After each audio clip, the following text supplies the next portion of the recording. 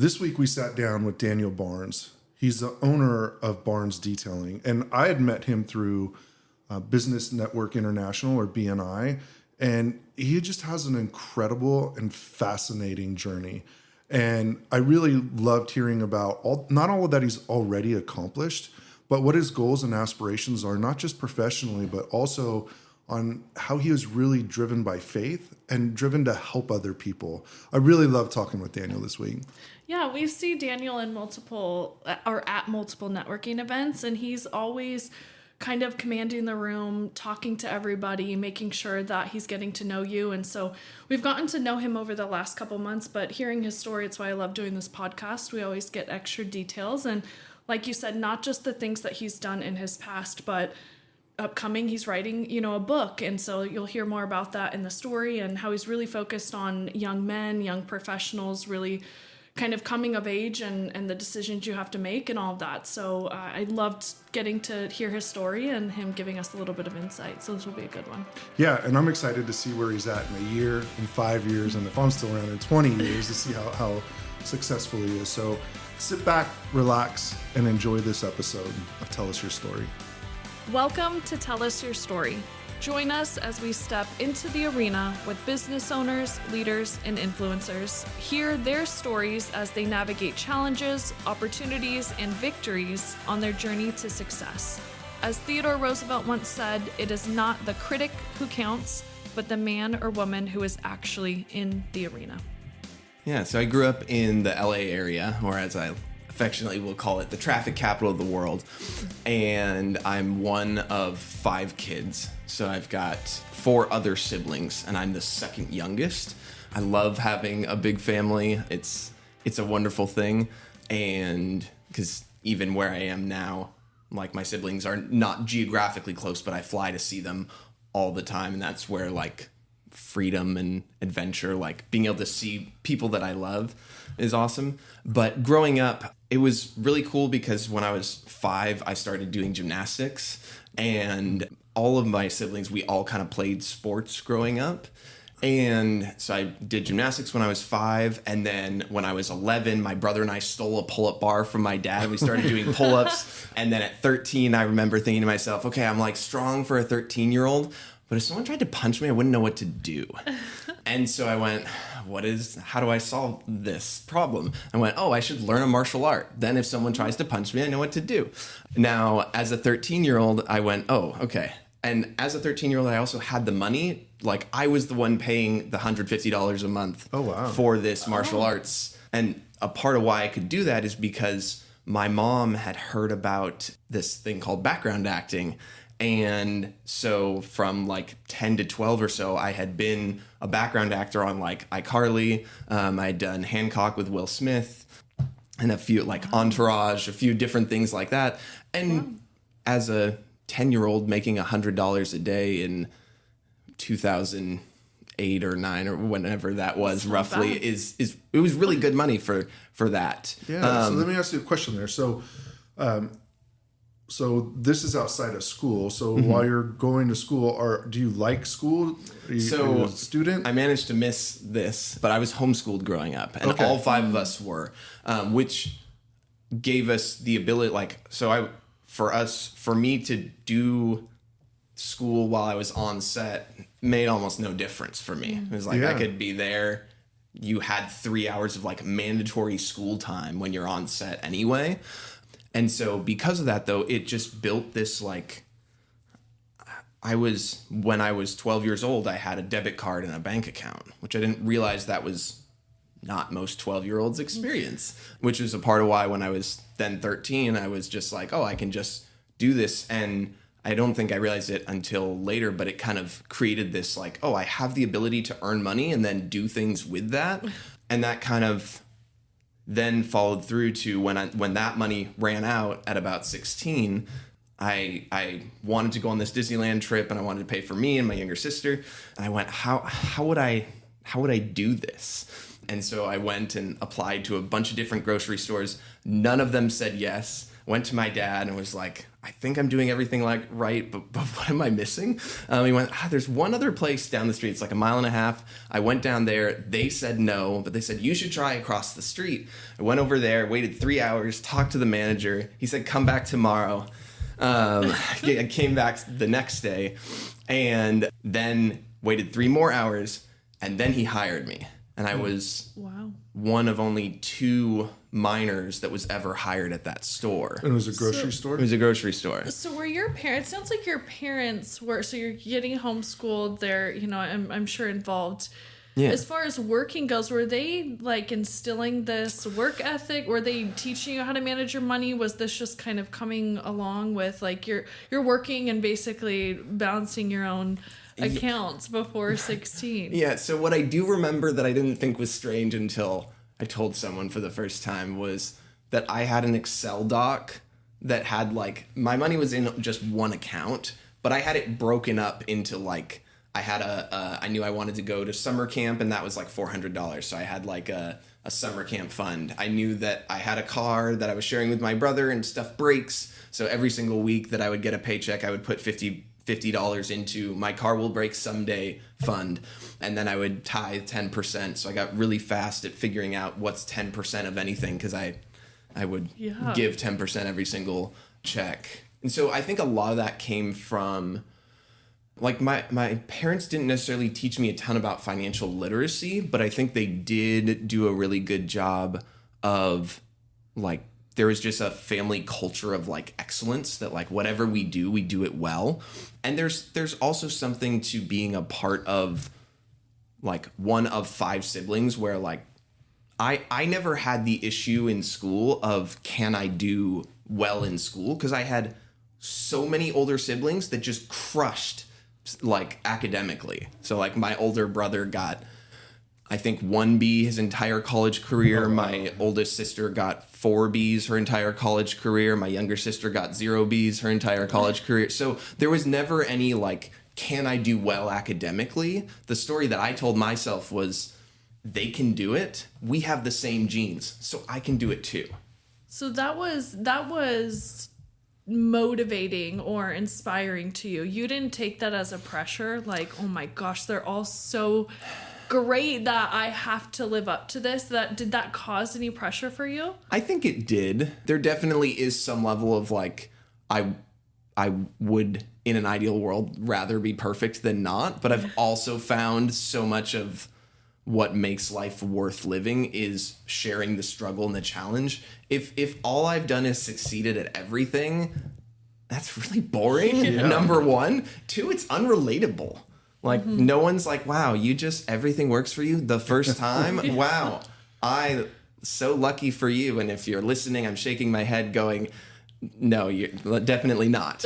So I have a question there. So my family will kill me if I don't ask this, because I would have iCarly on in the background all the time because my kids watched it. Yeah. So you're a child actor? Is that... Like, we're passing over that like it's nothing, but you're on all of these TV shows. Did you have aspirations to be like famous and a big actor? No, I think that's something that I didn't really care about acting necessarily. I enjoyed having the money probably more than the acting, but I think it did. I think that has been something that the longer I have lived here in Sacramento, the more I've realized that the combination of growing up in LA and with the family that I did, where there's this push towards excellence and this push towards like, whatever you're going to do it really well, combined with that environment just kind of expects you, like, people move to LA to do great things. So when you're just there already, you're kind of like, I'm probably going to do something great. Like I should at least hope so. Yeah. And so I think the combination of those things did create an internal world where it's like, no, I should do something. And I think to your point, when I started working at that grocery store, I would have, like, I had a manager or someone be like, oh, yeah, you'll be the president of this company one day. And I was like, yeah, that's not my dream. Like, I don't want to own a grocery store. Like, I would see the managers working 80 hours a week, having no control over their days, and I was like, oof, that's not the future I want. It's super interesting. So, like, before you get to the grocery store, I'm going to go back to the acting. Sure. You're around all of these actors, these famous people. Yeah. Then you just transitioned out of it at 16. You're like, I'm done. Or No, so there's a very fine, like, basically when you hit 16, they start using what are called 18 look youngers, which means that there's people that are 18, which now they don't have to worry about school. All the requirements around someone being a minor, which is a headache and costs more and legal ramifications and school. Like, there's all these problems with people that are sub 18. Yeah. And if you're sub 18 listening, you're wonderful. But in this context, it's like hiring a minor in any context just has additional potential legal ramifications. And so I don't remember why we stopped specifically. I'd have to ask my mom because I really don't remember. But you never wanted to go back? You were just done? It just ended? Yeah, I don't know. That's a question that I don't know the answer to. Do you miss it now? Do you think like, I could go? So remember that when you're background acting, literally all you're doing is walking around in a school. So, like, there's a shot happening if you watch iCarly, and there's just, like, random people walking around in the background. That's what I was doing. you. Yeah. It's not rocket science. So it wasn't like, wow, this was this amazing thing. I didn't even, like, with the exception of when we were on set with Will Smith, like, that was cool. But I don't even remember if I met him or not. Like, I wasn't. You were there for the $100 a day. Yeah. I think. Which- You're there for but- $100. Yeah, I think so. But I wasn't that, like, I think now I would have been, like, somewhat thoughtful and being like, oh, if I can meet people and, like, be strategic in this environment, probably worth doing. But I didn't have a 28-year-old brain at 10. 12 or 10. Yeah. So let's fast forward back to the grocery store. So you're working at the grocery store. You're still being homeschooled, or did you end up going to high school? So I was homeschooled, but at 15 I started taking college classes. So it gave me the ability to basically dual enroll, which if you do that, you basically can gain college credit. And instead of taking an AP class where it's like, hopefully this will translate to college, which is my perception, rightly or wrongly, of like you take the AP test and if you get a 3, whatever. Whereas if you just take it at a college, it's college and it's going to transfer 100%. So my mom also learned that you could do this, and every single one of my siblings before me had done this. So, like, I was starting college at 15. My older sister had started at 13. So I was like, I'm late. Like, Oh my goodness. Yeah, that's not normal. You know that, right? What did your parents do for a living? Can I ask? yeah. So my dad has had multiple businesses. Let's see. What they're doing currently is they have basically a coaching business for voiceover artists. So people that are voiceover, especially during 2020 when everything kind of transitioned to home offices or home recording studios. He realized there's a bunch of people that are good at the talent side of voiceover and they suck at the production side. And he's really good at systems and like understanding how things work and then being able to like actually translate that, because he was a drummer. That's what moved him out to LA. And so he has like a music background, worked in a studio. Like that world is something he's really familiar with. And then that combined with being able to teach. So he's got a bunch of courses and then does one-on-one coaching with voiceover artists. And then now he's actually learning a whole lot about AI and how to integrate those worlds. Oh, I bet. And my mom, when I was 15, she had joined a network marketing company called Arbonne International. And well, I think it was earlier than that. But I remember on my 15th birthday, I went to a training with her because I was like, oh, when I turn 18, I want to do this. So if I know I want to do this in 3 years, because you had to be 18, you couldn't start earlier, which I was like, stupid. But I had to wait. So, but I went, wouldn't it be smart to prepare if I know I'm going to do this anyway? So I went for my 15th birthday, what I thought would be fun, which shows how I was. A little bit about you. Was going to a training all day. And a part of that is I love learning. Like what I've realized is I I wanted to have a way to learn and be around beautiful things. And what I did was way later started a detailing business because I love learning. And so I've listened to, in the last 3 years, at least 120 audiobooks at a minimum. And so it's like, that is a way. But going back to my mom, so she had done that. She had done some teaching, but she also just read, like, she homeschooled 5 humans, which is that's incredible. Not easy.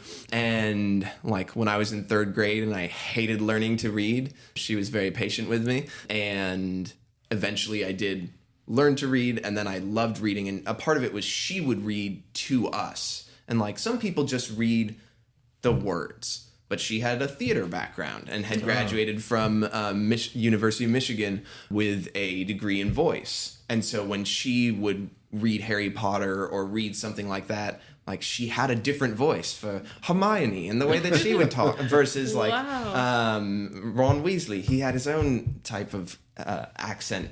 And then I'm Harry Potter. Like, so there were different voices that most people, if you're listening to a book read by a professional, that will happen. But if you're just having your parent read it, usually you don't have that. And so she really instilled in all of us this like love of learning.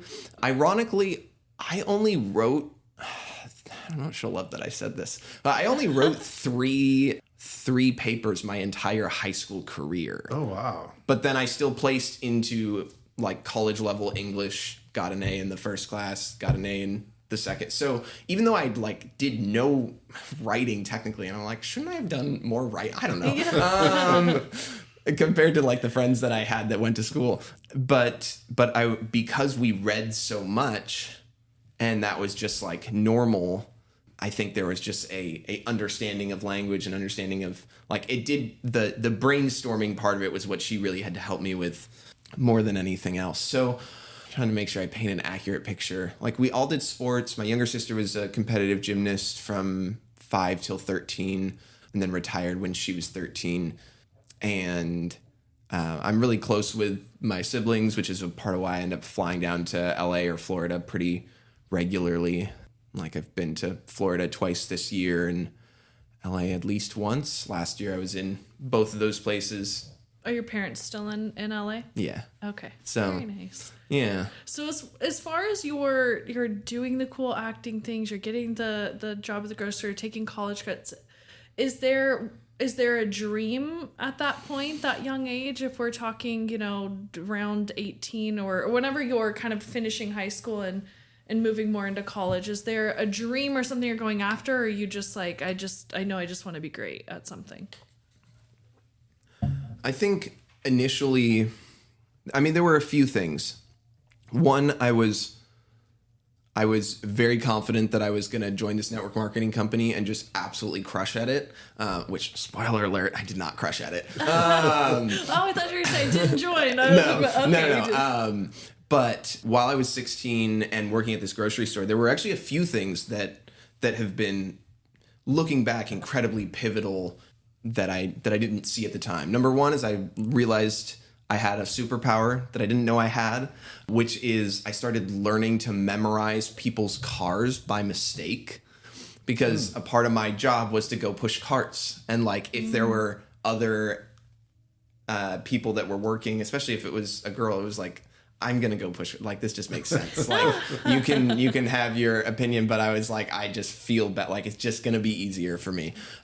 But while I was doing that, I would then notice like, oh, there's Marisol's car. Like I saw her get out and like go in. Okay, she's in Delhi. Interesting.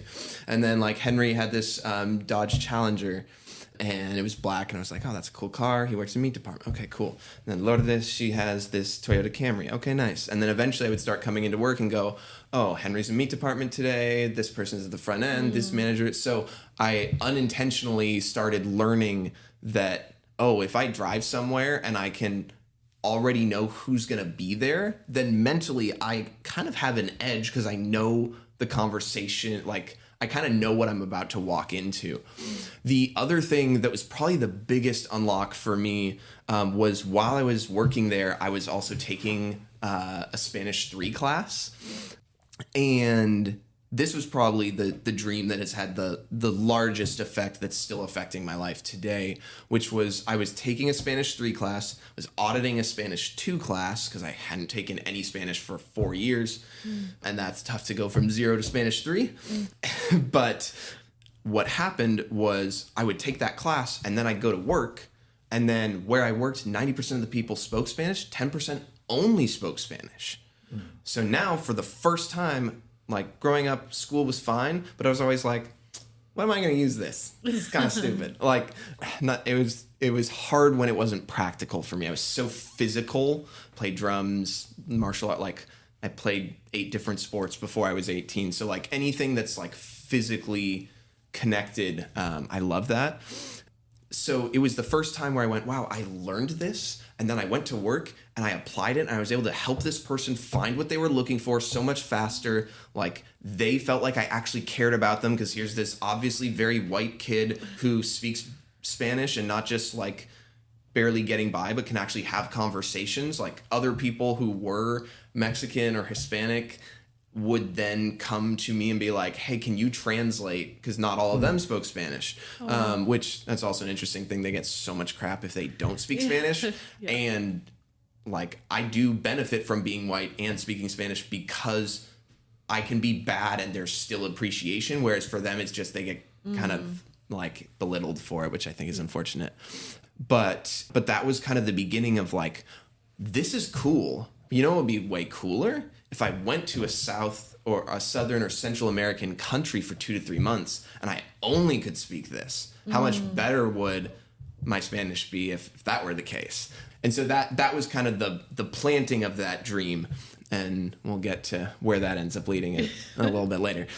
But that was those 2 things. And then was there anything else inside of that environment? It was the first time where I like being homeschooled, I was just incredibly sheltered. So like being there was the first time where like the exception of Xbox Live where I heard tons of cursing, but like I didn't really grow up around people that cursed a lot. And like, there were just a lot of things that I didn't know I had been like sheltered from until I was like, this is the world for real. I think that's what a lot of people have that perspective of being homeschooled, is they kind of look at, the homeschooled kid is sheltered and all of that. And so coming out of it, would you say that would you agree? Yeah, to some degree. So it has 2 sides. A lot of the things that are really wonderful about me are because it took so long before the world, quote, hit me. And one of the things that caused me to really want to learn and grow so much is because there were some relatively simple things that I went, if I would have gone to school, I think I would have understood these things about people better. And so what it did for me was it made me go, I don't know some like fairly basic, like how to get along with humans. I should go learn that. And so like I started to like, and the network marketing company that I was a part of was a huge benefit in that it created this environment where it's like, hey, learn about people and then have like a business that you can attach to this skill set to find out like in real time, are you actually good at this or not? And so like I've read How to Win Friends and Influence People once a year, every year for the last 11 years. Wow. And while I was a part of Arbonne, that network marketing company, there was this leader who said, everyone wears this invisible sign around their neck that says, make me feel important. And so, and there were also other moments where like, I think there was some inherent like gifting of, I think because I was homeschooled, I was like, wow, these people, they go to school, they have other friends. I don't really have other friends. And so there was this sense of like, I can remember once when I was 12, I walked into a room that was for middle schoolers at the church that I went to, and there, like, I had a group of friends, they were all over there, and then there was this one kid who was sitting off by himself, and I remember like waving to my friends, but going like, I know what it's like to be the one that's like not included and on the outside. And whenever I have the ability to bring people in, to let them feel included, to be a part of something, like I'm going to choose that over the comfort of just being with people that I already know. And a part of that is that's who I want to be, how I want to show up in the world. That's awesome. So I think that had I not been homeschooled, I don't think I would have realized that. The other thing, though, is what I can see now is that's not a homeschooled problem. That's a human problem. Mm-hmm. And almost everyone at some point feels left out or not included or like they're not special.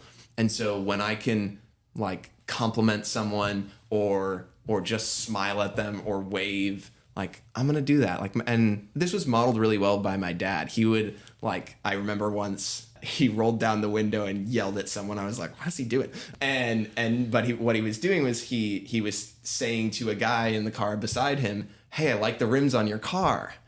And then afterwards he rolled up the window and it kind of explained, he's like, here's what's happened. Those are aftermarket wheels. He spent thousands of dollars on those and nobody has noticed. But here's the thing. And this is just some random person that he's never going to see again.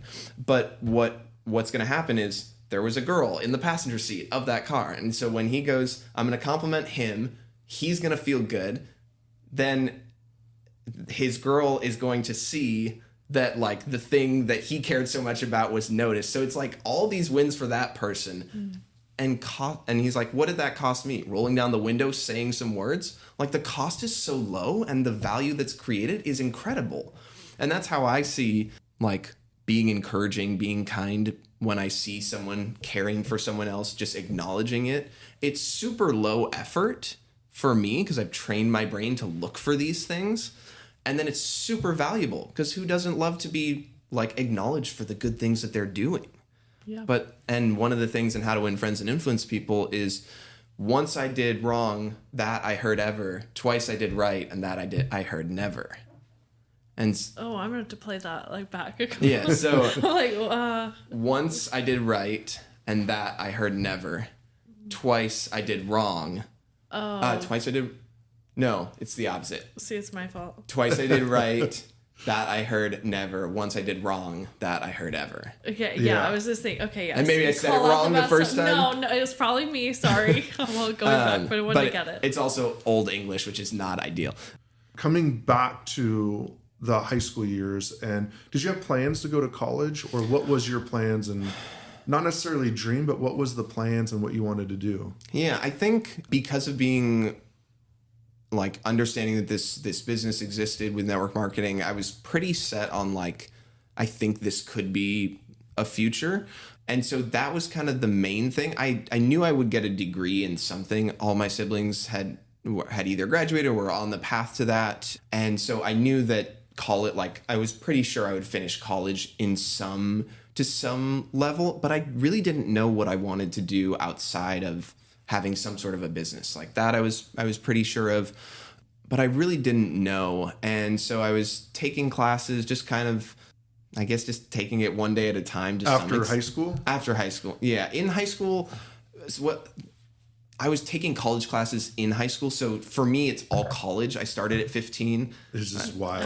But I didn't, the other side of that is I didn't actually finish until I was 26. So, but I have 3 associates, a bachelor's, a mini MBA, and so wow. There's a lot of things there after too. So as you're going through college, are you thinking the next step is going to be? Yeah. So I think the thing that I knew I wanted was to have an income producing business before I graduate. I didn't want to have to get a job unless I found something that I absolutely loved and went like, ooh, this is worth saying yes to. And most jobs right out of college are not that. So you were always an entrepreneur. If the way I describe it now, everyone says that. In the moment, it did not feel that way. It felt like I was very like, there's something there, but I just have a lot of things I'm very curious about, and none of it fits together. And so originally I was going to be going to... after I had finished at the community college, I was then going to go to a 4-year, and I kind of had this choice, which was get a communications degree, which was the I don't know what I want to do, so I may as well get this degree, which there's some people that actually want that degree. Yeah. Awesome. That was not me, though. And the alternative was I had heard about this program called Thrive College, which is actually at Bayside. It's a 2-year leadership and music development program. And the college I was going to go to was $6,000 for one semester. This was going to be $6,000 for a year. And I went, I'm paying for either.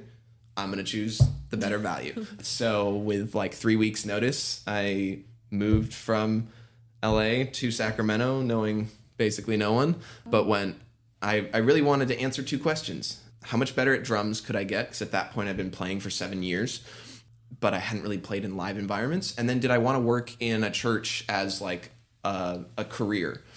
And over the next 2 years, I got a whole lot better at playing drums. And I went, yeah, I don't really want to work in a church as my career. And a part of that was, I think what I realize now is I was really good at having ideas and then testing them in pretty quickly. Because I went, if I don't know, if I think I might want to work in a church, how would I find out? Go do it. Like, just start. I was actually just listening to a podcast this morning on the way in about the Netflix CEO, and he was like, your ideas, they need to be quickly tested. And I'm like, is there a place in the market or for you? And if not, like, move along. So it's so funny that you say he was like very big on that. Like, test it with like a scrap of paper or, whatever you have just to see. Don't do it for 2 years, like, and then find out. So anyway, it's funny that you have that exact thing. There's a quote from, later on, there was something that I did called the Sacramento Entrepreneurship Academy, which is that mini MBA that I briefly mentioned. Mark Randall, who sold his company to Adobe for $400 million, he was speaking at that. He said something that I've never forgotten, which is every idea is a bad idea until it's been tested in the marketplace. Yes, I swear it's just, that is what the thing this so maybe said. He's stealing it from the Netflix guy. Who knows? Or just the similar idea. Maybe. So when you moved up here, who was funding this I was. dream? So, and was it through working at the church? So it was from working at that grocery store. I think I had saved like $4,300 while in school and doing that. So then I had to buy a car and then move it. So it went from, I had what felt like a decent amount of money for you're living at home and have no expenses basically, to moving up here. The cool thing with the program was housing was free. So you really just had to cover like gas and car insurance and a phone bill, that kind of stuff. So, but while I was up here, this kind of comes back to self-funding most things, where it was like I ended up support raising, and then on one of my 2 days off, I would just kind of do whatever I could to make money. So I would mow, do yard work. I moved rocks. I have weed whacked 1.5 acres of weeds. And the first time that I realized this was not normal was when I told someone else who had complained about not having money. And I was like, hey, I've got this thing. Like they asked me, do I know anyone? Do you want to come like help me with this? And he was like, nah, it's my day off. And I was like, you can make $100. Why would you say no to money? I don't get it. So I was very like, you weren't technically supposed to have a job while you were doing this program. And I was like, dude, I had a part-time job, was building a business, was in school full-time, and did moving. I can handle being in a program full-time and working. Like, it's gonna be okay.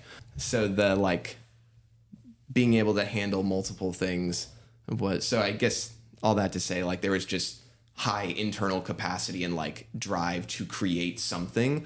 And I really just had really good friendships up here in a way that was kind of new for me. I'd had good friends in Southern California. Being up here, being in a community of people who I really connected deeply with was really refreshing for me. Yeah, that can be an absolute game changer. And was that through the church, or was that just in general? Yeah, it was through the church.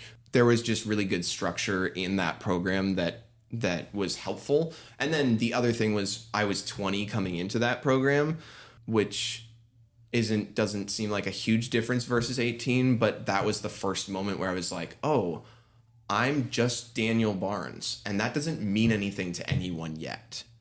And whereas in Southern California, I have older siblings. Everyone knows my older siblings. So I'm one of the Baarns instead of a singular. So it was like when I moved up here, people would like laugh at things I would say, and I would go, "David's funny. I'm not funny." And so it was, You were finding yourself. yeah.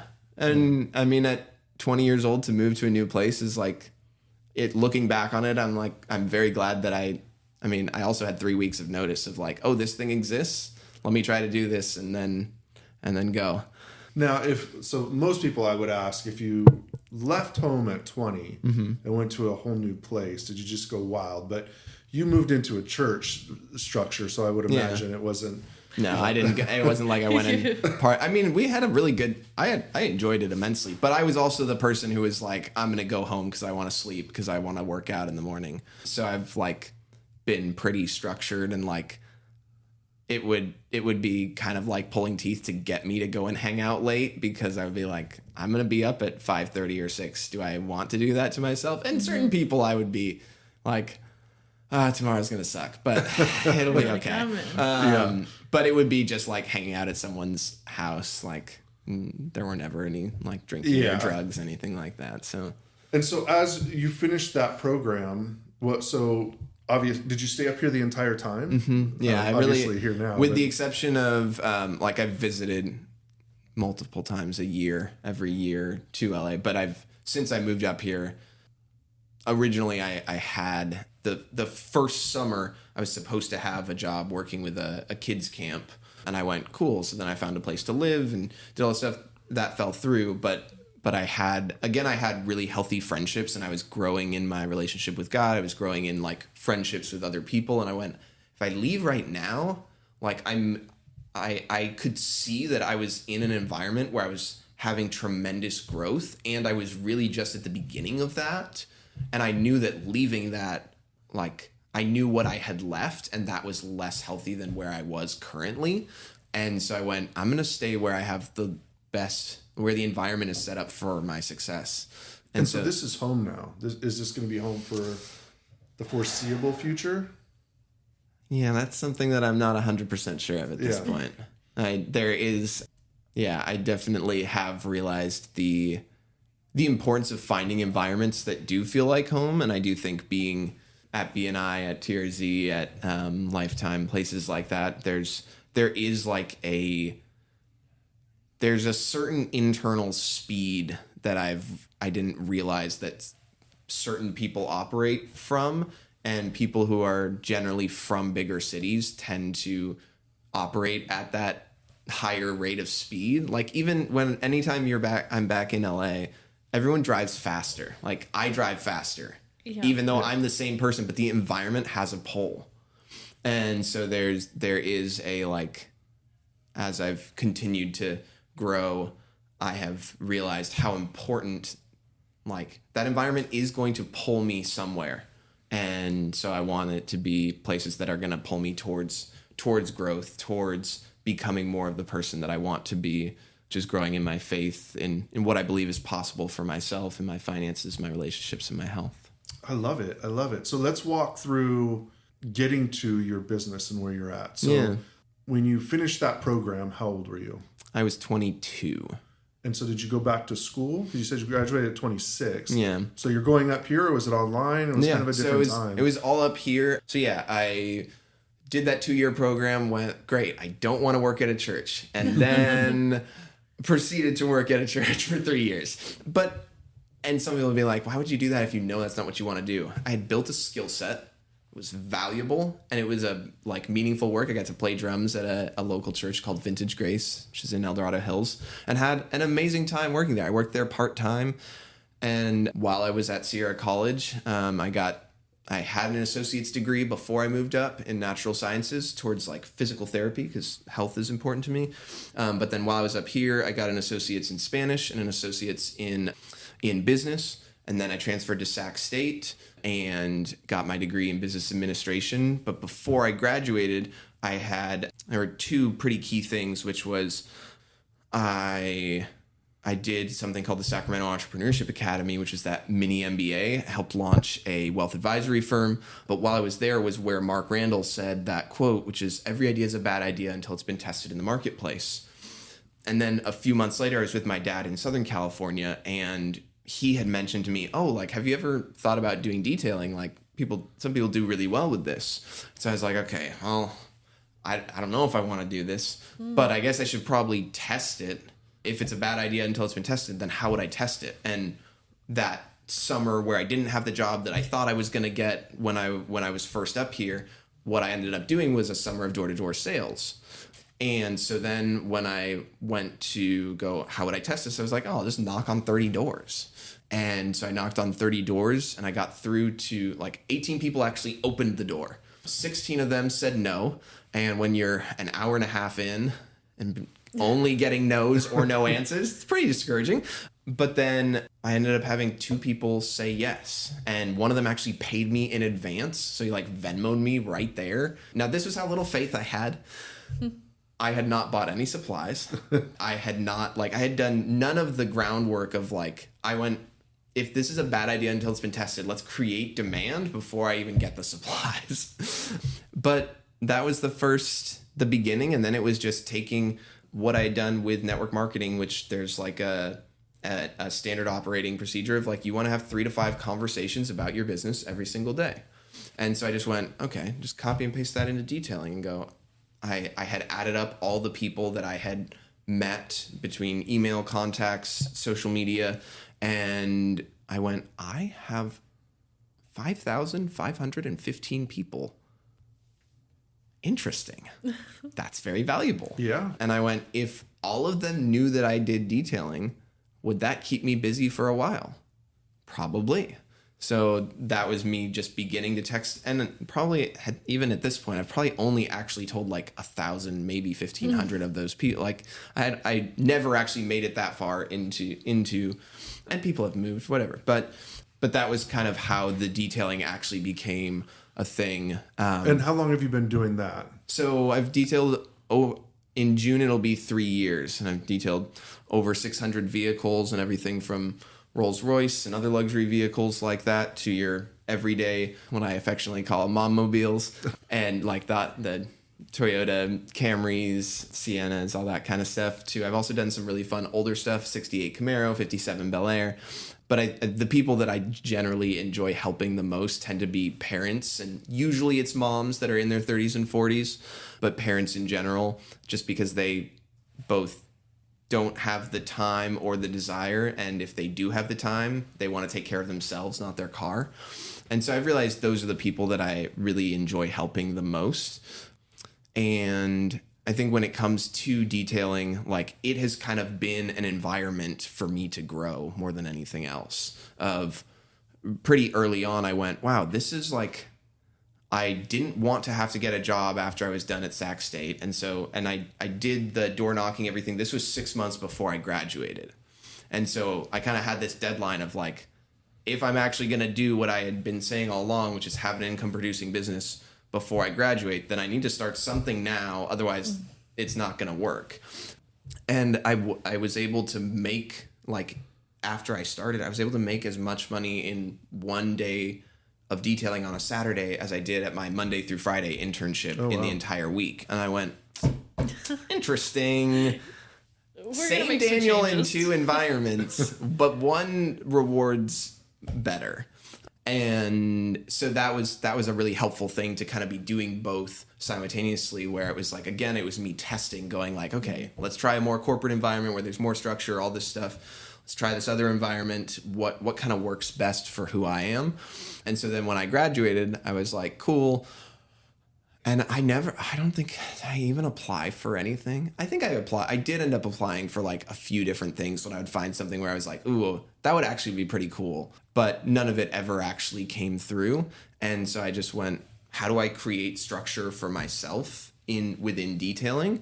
And a part of it was really learning based, where it was like, how do I create the structure in my day of like short-term money and learning, and long-term money and learning, where it's like, there were things that I could do that would lead to detailing within the next 1 to 4 weeks. And then there was like skill set building, which was like learning more about SEO, learning more about marketing, where it applied to what I was doing, but it had value far beyond just what I was doing temporarily. And so that has kind of been how I've continued to do that is as I'm detailing, like today I was listening to Teddy Roosevelt and some of his story, and I'm also listening through something on the Four Seasons and the way that like they have such a high level of service. And so my detailing business has been a way for me to be around really beautiful vehicles and at the same time learn and read way more books than I could in almost any other career path, because I have 6 to 12 hours a day potentially that I can learn. And that's when you compound that over 3 years, the amount of learning that I have done post college is immense. And that's a huge advantage. So as you've formalized the business, you're kind of doing the dealing. What's been the maybe biggest thing you've learned in growing your business? I think it's that I actually really need structure. Because when I finished college, I had not realized until I was done. I was like, I have been in a college environment for 11 years, from 15 until 26. And then you take that away, and I was like, what do I do? Like, this is insane. Yeah, like, nothing's due. There's the goals are not, or tasks. What I thrive in competition, and when the rules are clear and how to win is clear, I do really well. So and I've realized this about myself now. I can just write the rules, and then I go, how do I want to win? Make my own set of rules, and then I can go, okay, I know here's how I can win in this environment that I've created for myself. So I think that's been probably the biggest thing, is understanding that structure actually is really helpful and it's necessary. And it's actually an idea from jiu-jitsu, but there's this concept of structure over strength, that a structure can hold so much more weight than willpower or strength on its own, which in jiu-jitsu, it's like a bone way stronger than a muscle. But in life, it's having like a structure or a framework or a way of thinking that is consistent is better than being like, well, I hope it works. Probably won't. During this time, you've written a book. Yes. Right? So why don't you walk us through where that stemmed from? What prompted you to want to write a book? Yeah. So this goes back to Food for Less and that grocery store at 16. While I was there, I had that idea of like, man, I'd love to go to a Central or Southern American country or South American country for 2 to 3 months. And as all good dreams do, that dream just like kind of was left alone for many, many years. But at 22, after I'd finished Thrive College, I had realized I got an email, which was that I could go and visit Ecuador. And at the time, I didn't have the money to be able to do it.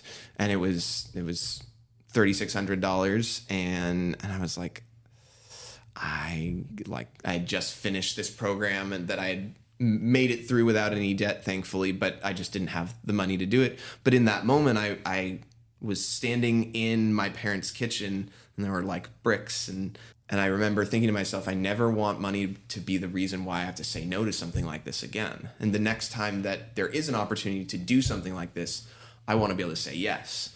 So then 2 years later, I end up getting a similar email, and this time I actually do have the money. Instead of having $600, now I have $10,000. And the trip was still the same $3,600. So now it's not, can I afford to go? It's will I have the courage now to say yes? Because I actually have the capacity now. Before, I just didn't have the ability. And now I do. And so now it's like kind of the first time where it was like, okay, I had this dream, this idea when I was 17. And now I'm 24, and 7 years of wanting to do one thing very consistently is a long time. And so I ended up, I pulled up the laptop with the form to actually submit the money. And I remember staring at it for like 10 minutes, and like my palms are sweating. Like I can feel the carpet underneath my feet. I'm like, the car I've bought, the most expensive car I bought was $1,300 at the time. So I'm like, I'm about to spend 3 times as much money as I've ever spent on one singular thing in my entire life for 10 days. And then I clicked the button. And it was just like a mixture of like pride and fear at the same time, being like, I really hope this isn't the wrong choice. And then April of 2020, the world shuts down, and instead of getting to go on this trip, I get the money refunded. And so now it's like I had this dream, I said yes finally, and then it didn't happen. But then I went, could I just go on my own?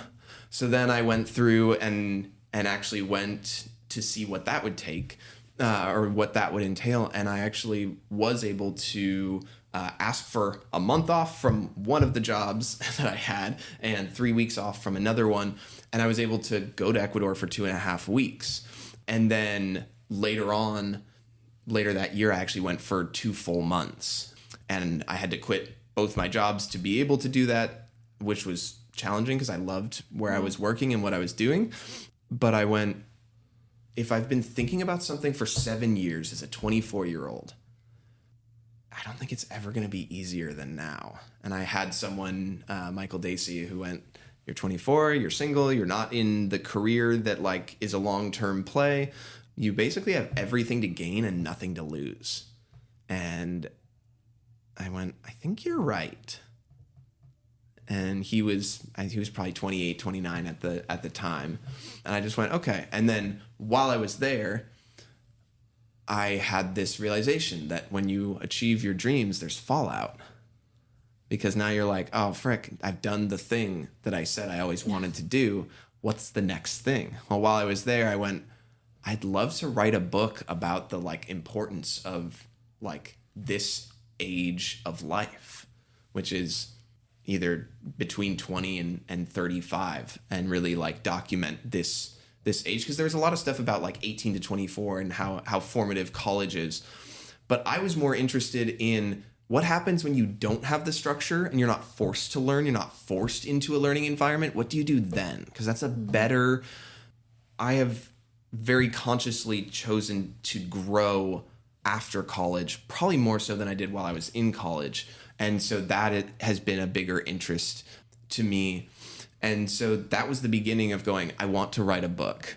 And then I came home and loved the idea of it. And then I like started 2 or 3 manuscripts, which are still just dying on my Google Drive. And so that dream just kind of, again, became dormant. And then the beginning of 2020, end of 2023, beginning of 2024, I went, if I ever want to write a book, I should probably start smaller than a book. So what's like easier than a book? Oh, a newsletter. Okay, how would I do that? And I had followed someone who had just posted something on their story. I followed him, and he had this $150 course on becoming a writer, and starting a newsletter. And I went, that's beautiful. And even that was like hard to justify. I was like, do I really want to spend $150 to do this? But I ended up saying, I was like, if I'm not willing to invest this, like, why would I ever expect to have this book happen if I'm not willing to even do this little thing?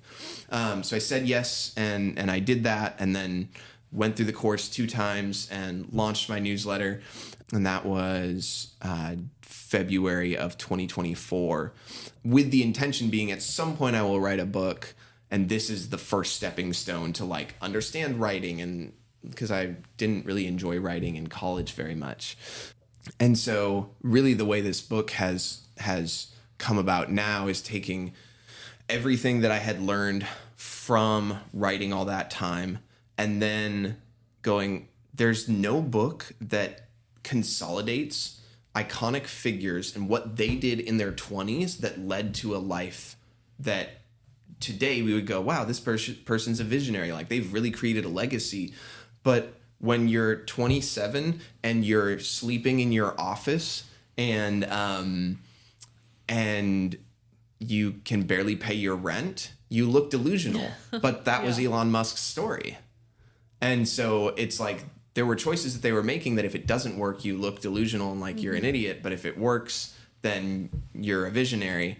And so I'm really curious about all of those things. And I want to encourage 20-year-olds to 35-year-olds to go, someday is a lie. If you think it's going to be easier later, you're wrong. It's actually easiest today.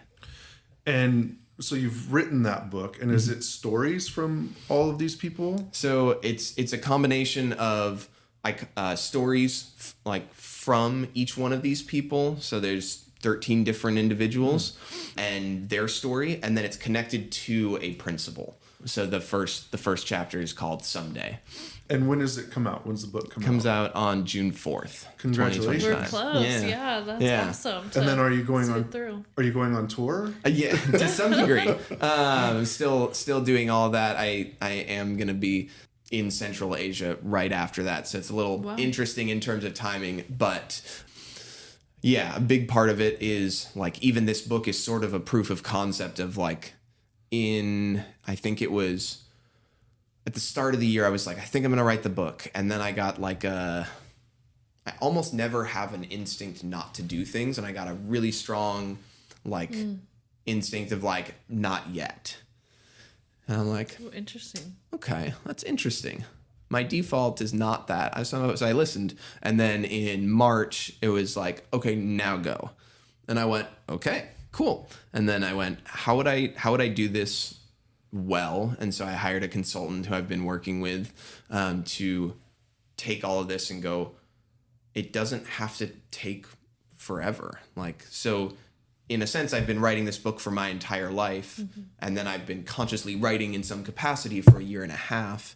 But then the book writing process has been about 2.5 months so far. Wow. That's very So cool. time goes really fast, Daniel. Yes. So we're at time. So I want to ask you our staple questions, Sure. So that we can get them in, because they're really important. Yeah. Especially this one. I'm always curious with everybody I ask this question. So I'm curious if you're 28 years old, you have a book coming out. What's your definition of success? How will you define success? Yeah, I think it's a combination of, for me, it's living out the values that are most important to me, which is love, adventure, and growth. And kind of asking myself, in my life, did I love the people that are around me really well? And that means being thoughtful. That means caring about the details. When it comes to adventure, it's like asking, what's the most interesting story, and doing that. That's a part of why when I have the opportunity to travel or to visit friends, like, I'll say yes. Last weekend I was in Hawaii because I had a friend who was like, you should fly out here. And I said yes. And so adventure, and then growing not just in my business, but in my faith, in what I believe about myself, what I call my foundation, my finances, my relationships, and my health. So really like living and building into each one of those things of love, adventure, and growth. That's how I define success. I love it. Yeah. Me too. And my staple question I have to adjust, as we've already talked about, because you're not quite 30 for the listeners. So I won't ask you that, but maybe because you're very focused on that, 20 to, we'll call it 27 age range, just maybe something in that time that you've learned, what would be, a piece of advice that you'd give your very slightly younger self? Very slightly. But for people that are going through that, they're just getting out of college right now, right? And they're trying to figure it out. Is there any just kind of one piece of advice? Would you have anything?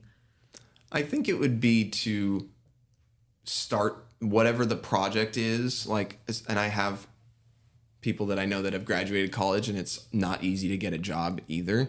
So my encouragement is like, try to make your first dollar doing something. Like, it doesn't matter what it is, just do something. And that's really the like it can be detailing a car, it can be mowing a lawn, but the other thing is, if you do something even for free for the first 5 people, go, hey, I want to do this thing. I will do it for you for free if you will leave me a review at the end of it and allow me to use that for marketing.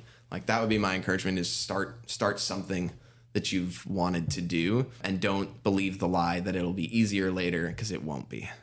I was saying start today. Well, thank you so much. I appreciate it. We've gotten to know you, through BNI and different networking events, and we see you, doing your thing and growing. So we're excited, and congrats on the book. And thank you so much for sharing. Yeah, thank you for being here. I look forward to reading the book. Yeah. And I look forward to seeing where you grow and where you end up and what you do. Yeah. Very exciting. Yeah. Thank you so much.